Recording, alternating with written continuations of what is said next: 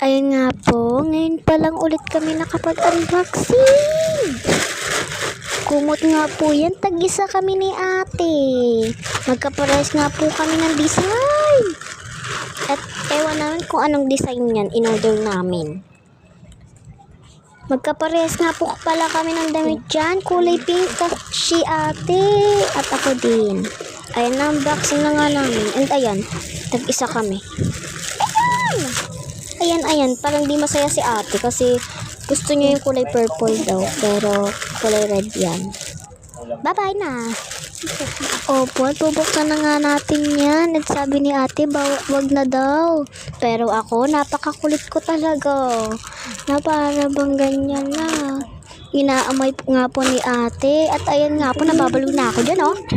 And ayan, ginawa ko na siyang kumot na para bang... Ayan, ginawa ko na siyang kaagad na kumot. Ayan siya, bes.